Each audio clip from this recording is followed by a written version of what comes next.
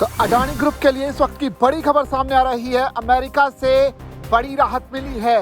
US में अडानी के खिलाफ चल रहा क्रिमिनल केस खारिज हो गया है, जिसका असर भारत के शेयर बाजार में भी देखने को मिला है, क्योंकि इसी खबर के बाद अडानी ग्रुप के शेयर में जबरदस्त बहार देखी जा रही है।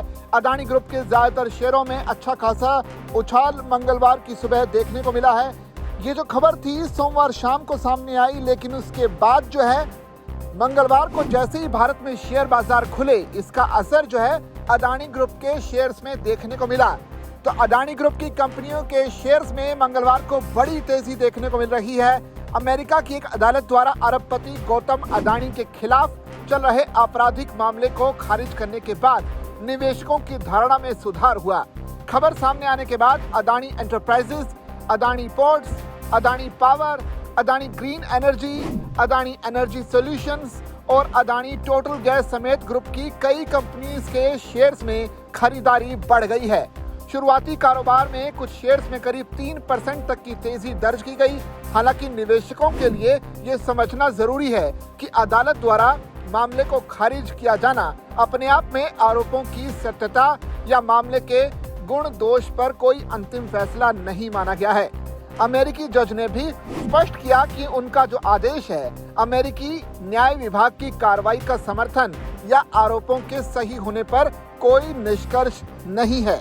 बाजार में खबर का असर सबसे ज्यादा अडानी ग्रुप की प्रमुख कंपनी अडानी एंटरप्राइजेज के शेयर्स में देखने को मिला। शेयर करीब 3% चढ़कर 3080 रुपए तक पहुंच गया। वहीं अडानी पावर में करीब 2% की तेजी के साथ शेयर 214 रुपए के आसपास कारोबार करता हुआ दिखाई दिया। अडानी पोर्ट्स में भी 1% से ज्यादा की बढ़त रही और शेयर करीब 1704 रुपए तक पहुंच गया। अडानी ग्रीन एनर्जी में 3% से ज्यादा की तेजी दर्ज की गई और शेयर करीब 1416 रुपए तक पहुंच गया।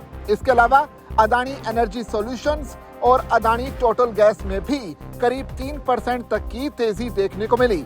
इस तरह अमेरिका से आई कानूनी खबर ने पूरे अडानी ग्रुप के शेयर्स में एक पॉजिटिव माहौल बना दिया। मामला अमेरिका के ब्रुकलिन स्थित अमेरिकी जिला अदालत से जुड़ा हुआ है। अमेरिकी जिला जज निकोलस ने संघीय अभियोजकों की उस मांग को मंजूरी दी जिसमें गौतम अडानी के खिलाफ आपराधिक मामला खारिज करने का अनुरोध किया गया था। जज ने इस अनुरोध को मंजूर करने से पहले ये भी जांच की कि अभियोजन पक्ष मामले को खत्म क्यों करना चाहता है।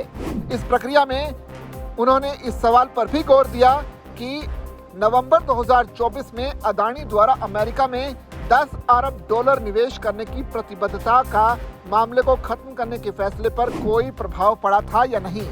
जज ने कहा कि उन्हें इस बात का संतोष है कि अमेरिका में निवेश की प्रतिबद्धता न्याय विभाग के मामले को खत्म करने के फैसले को प्रभावित करने वाली वजह नहीं थी। हालांकि जज ने न्याय विभाग के एक वरिष्ठ अधिकारी ट्रेंट के काम करने के तरीके पर भी सवाल उठाया। रिपोर्ट्स के मुताबिक मैककॉटर ने अडानी के बचाव पक्ष के वकीलों के साथ मामले को खत्म करने के फैसले पर बातचीत की, लेकिन इस प्रक्रिया में उन अभियोजकों और जांच एजेंसियों के विचार नहीं लिए गए जिन्होंने मूल मामले की जांच की थी। न्याय विभाग की ओर से 4 जुलाई को दाखिल दस्तावेज में कहा गया था कि मैककॉटर ने अडानी के बचाव पक्ष के वकीलों से मुलाकात की, न्याय विभाग के अन्य वकीलों से सलाह ली और अपनी रिसर्च तथा विश्लेषण के आधार पर मामले को खत्म करने का फैसला किया।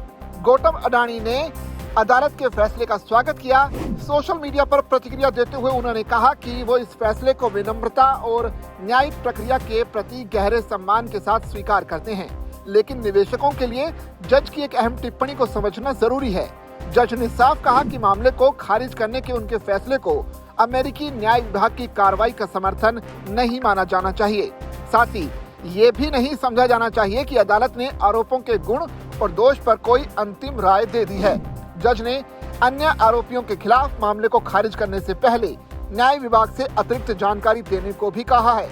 दरअसल गौतम अडानी और मामले से जुड़े अन्य लोगों के खिलाफ नवंबर 2024 में अमेरिका में आरोप लगाए गए थे।